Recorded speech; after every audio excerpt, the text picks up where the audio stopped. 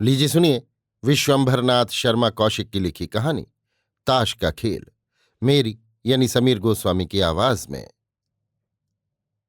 सवेरे 8 बजे Delhi express station पर आकर रुकी। यात्री उतरने चढ़ने लगे। इसी समय हाथ में एक अटैची लिए हुए एक अर्धवयस्क पुरुष, जो आंखों पर नीला चश्मा चढ़ाए था, घनी दाढ़ी मूछें, कोट नेकटाई तथा पैंट से सुसज्जित, एक सेकंड क्लास कंपार्टमेंट में चढ़ गया। इस कंपार्टमेंट में एक क्लीन शेव्ड गोरे चिट्टे सज्जन, जिनकी वयस 30-35 के लगभग होगी, पहले से ही उपस्थित थे। ये सज्जन गठीले बदन के बलवान आदमी प्रतीत होते थे। सिर के बाल काफी चिकने तथा चमकदार, कमीज भी बढ़िया कपड़े तथा डिजाइन की थी। अर्धवयस्क व्यक्ति ने अपनी अटैची से एक अंग्रेजी का पत्र निकाला और पढ़ना आरंभ किया। दूसरे व्यक्ति ने भी एक हॉकर से अखबार खरीदा। इसी प्रकार दोनों अखबार पढ़ने लगे। गाड़ी चल दी। सबसे पहले अर्धवयस्क सज्जन ने अखबार समाप्त किया और उसे अटैची में रखकर एक अंग्रेजी का मासिक पत्र निकाला। कुछ क्षण पश्चात क्लीन शेव्ड महाशय ने भी अखबार समाप्त करके अपने सामने रख लिया और जोर की अंगड़ाई ली। तदुपरांत अर्धवयस्क की ओर देखकर बोला, आप कहाँ तशरीफ ले जाएंगे? मैं दिल्ली जा रहा हूं। और आप? मैं भी दिल्ली जा रहा हूं। हमारा आपका साथ आखिर तक रहेगा। क्लीन शेव्ड महाशय ने हंसकर कहा, जी हाँ, शाम को 6 बजे दिल्ली पहुंचेगी। हाँ, कुछ पहले पहुंच जाएगी, 5 बजे के करीब। इसके पश्चात अखबारी समाचारों पर वार्तालाप होने लगा। कुछ देर तक ये वार्तालाप चला। इसके पश्चात दोनों मौन होकर खिड़की के बाहर का दृश्य देखने लगे। सहसा क्लीन शेव्ड महाशय बोले, सफर में वक्त काटना मुश्किल हो जाता है। जी हाँ, खासकर दिन का सफर तो बड़ी मुश्किल से कटता है। जी हाँ, रात में तो सोते चले गए, समय मालूम ही नहीं होता। मुझे तो दिन में भी नींद आने लगती है। इसकी वजह है, रेल के हिलने से बदन भी हिलता रहता है और बदन हिलने से नींद आने लगती है। आपने देखा होगा कि बच्चों को सुलाने के लिए गोद में लेकर या पालने में झुलाया जाता है। ऐसा करने से बच्चा सो जाता है। बच्चे के सो जाने की वजह बदन का हिलना ही होता है। बिल्कुल ठीक, आपने साइंटिफिक बात कही। मैंने साइंस की भी स्टडी की है। खूब, बड़ा इंटरेस्टिंग सब्जेक्ट है। जी हाँ, साइंस से सब बात की असलियत मालूम हो जाती है।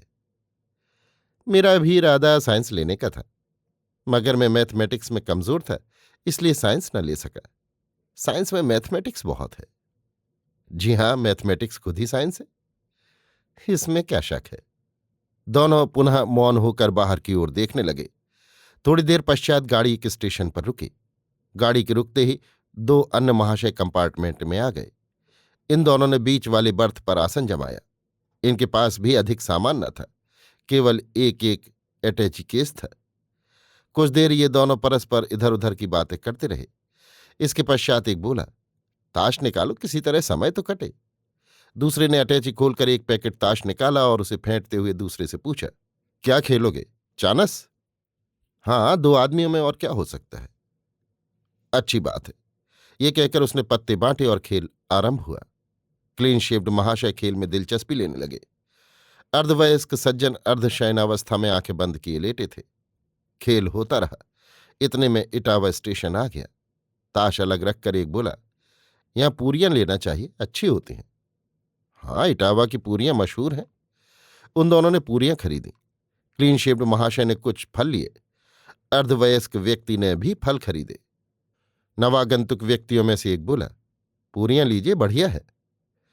सफर में मैं अन्न कम खाता हूं, फल ही खा लेता हूं, क्लीन शेव्ड महाशय बोले। अर्धवयस्क व्यक्ति बोल उठा, जी हां, मैं भी सफर में फल का ही इस्तेमाल रखता हूं। साहब, हमारा तो पेट बिना अन्न के नहीं भरता। न जाने लोग कैसे फल से पेट भर लेते हैं। पेट तो भर जाता है, ये कहिए नियत नहीं भरती। जी हाँ, भोजन के बाद जो एक पेट भरने तथा तृप्त होने का अनुभव होता है, वो फल खाने से नहीं होता, ये अंतर है। वैसे पेट तो फलों से भी भर ही जाता है। इसके बाद दोनों पूरियां खाने में जुट गए। शेष दोनों फल खाने लगे। खा पी चुकने के बाद नवागंतुक ने अपनी जेब से पानों का डिब्बा निकाला। उसमें से 2 पान उन्होंने पहले क्लीन शेव्ड महाशय को दिए। तदुपरांत अर्धवयस्क सज्जन की ओर 2 पान बढ़ाए। अर्धवयस्क सज्जन ने क्षमा मांगते हुए कहा, मैं पान नहीं खाता। बिल्कुल। जी, पान खाने से मुंह में छाले पड़ जाते हैं। ये कहकर उसने अपना सिगरेट केस निकाला और उसमें से एक सिगरेट सुलगाकर केस जेब में रख लिया। उन तीनों व्यक्तियों ने भी अपने अपने केस निकालकर सिगरेट सुलगाई। उन दोनों में से एक बोला, ताश बांटू? दो आदमियों में लुत्फ नहीं आता, चार आदमी हो तो ब्रिज खेला जाए। क्लीन शेव्ड सज्जन बोल उठे, ब्रिज तो मैं भी खेल सकता हूं। वाह वाह, तब तो बड़ी सुंदर बात है, आप ब्रिज खेलेंगे? अर्धवयस्क सज्जन से प्रश्न किया गया। जी हां, खेल लूंगा। फिर क्या है, पार्टी बन गई। मगर ब्रिज में बिना दांव के लुत्फ ना आएगा। हाँ, ये बात तो है। आपको दांव से खेलने में कोई ऑब्जेक्शन तो नहीं है? जी नहीं, ब्रिज तो दांव का खेल ही है। अरे वाह, तब तो काम बन गया। आइए, इधर आ जाइए। अर्धवयस्क सज्जन क्लीन शेव्ड महाशय के पास आ बैठे। एक नवागंतुक क्लीन शेव्ड महाशय का पार्टनर बन गया, दूसरा अर्धवयस्क सज्जन का। खेल आरंभ हुआ। पत्ते बांटते हुए सहसा क्लीन शेव्ड महाशय बोल उठे, दांव तो रख लीजिए। 4 आना पॉइंट क्यों साहब? अंतिम वाक्य अर्धवयस्क सज्जन से कहा गया। जैसा आप लोग ठीक समझे, मुझे कोई आपत्ति नहीं। क्लीन शेव्ड महाशय बोले, 8 आना रखो। 8 आना सही क्यों साहब? जैसा आप लोग ठीक समझे। अर्धवयस्क महोदय ने कहा। तो बस 8 आना पॉइंट ही रहा। इसके पश्चात खेल आरंभ हुआ। पहला रबर समाप्त हुआ। यद्यपि रबर अर्धवयस्क सज्जन तथा उनके पार्टनर का हुआ, परंतु फिर भी ये दोनों 20 पॉइंट से हारे, क्योंकि ये दोनों पहले बहुत डाउन दे चुके थे। दूसरा रबर क्लीन शेव्ड महाशय जीते। इस रबर में भी 15 पॉइंट से क्लीन शेव्ड तथा उनके पार्टनर महाशय जीते। तीसरा रबर अर्धवयस्क महाशय जीते। इसमें इनकी 3 पॉइंट की जीत रही। इसी प्रकार 3 घंटे तक खेल चलता रहा। 3 घंटे पश्चात अर्धवयस्क महाशय तथा उनका पार्टनर 100 पॉइंट की हार में हो गए। अर्धवयस्क सज्जन बोले, अब रबर और खेल लीजिए, शायद कुछ तकदीर लड़ जाए और हार में कुछ कमी हो जाए। क्लीन शेव्ड महाशय हंसकर बोले, जरूर, संभल कर खेलिए, आप डाउन बहुत देते हैं।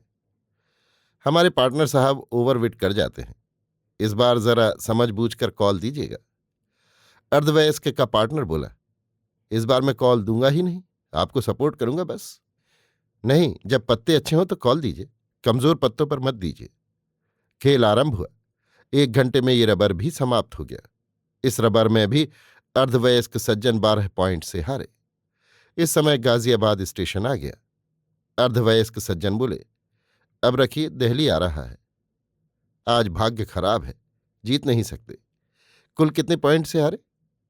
112 पॉइंट से, यानी 56 रुपये। जी हां, तो आधे आप दें, आधे में। अर्धवयस्क ने अपने साझी से कहा। जी हां, ये कहकर उसने अपना पर्स निकाला और 28 रुपये निकालकर दे दिए। अर्धवयस्क सज्जन अपनी बर्थ पर आ गए और उन्होंने अपना अटैची केस खोला। सहसा इन तीनों के कान में आवाज आई, हैंड्स अप। तीनों ने अर्धवयस्क की ओर देखा। उसके हाथ में एक पिस्तौल था, जिसकी नली इन तीनों की ओर थी। तीनों ने घबराकर अपने हाथ उठा लिए। ट्रेन शाहदरा स्टेशन पर पहुंच रही थी। अर्धवयस्क सज्जन बोले, मैं आप लोगों की तलाश में बहुत दिन से था। भोले भाले और ब्रिज के शौकीन खिलाड़ियों को आप तीनों मिलकर खूब लूटते हैं। मेरे पार्टनर साहब जानबूझकर ओवरविट करते थे और खेलते भी खराब थे। क्यों साहब, 3 नो ट्रम्प्स पर 4 स्पेड का कॉल, वो भी सिर्फ 4 पत्तों पर, जिसका इक्का भी आपके पास नहीं। इसी समय शाहदरा स्टेशन पर गाड़ी रुकी। अर्धवयस्क ने दाढ़ी मूछ उतार ली। अब वो भी क्लीन शेव्ड व्यक्ति हो गया। उसने खिड़की से झांककर प्लेटफॉर्म पर खड़े हुए कांस्टेबल को पुकारा। उसके आने पर उसने कहा, 3 आदमियों को गिरफ्तार करना है, जल्दी करो। हाँ, आप लोग उतरिए। तीनों चुपचाप गाड़ी के बाहर आ गए। उनके प्लेटफॉर्म पर उतरते ही पुलिस ने उन्हें हिरासत में ले लिया। सब इंस्पेक्टर बोला, खूब पकड़ा इंस्पेक्टर साहब, बहुत दिनों में फंसे हैं। दूसरे दिन अखबारों में समाचार छपा, सीआईडी इंस्पेक्टर ने ठगों के एक दल को गिरफ्तार किया है। कहा जाता है कि ये दल ताश के खेल में मुसाफिरों को ठगने का व्यवसाय किया करता था। अभी आप सुन रहे थे विश्वंभरनाथ शर्मा कौशिक की लिखी कहानी ताश का खेल, मेरी यानी समीर गोस्वामी की आवाज में।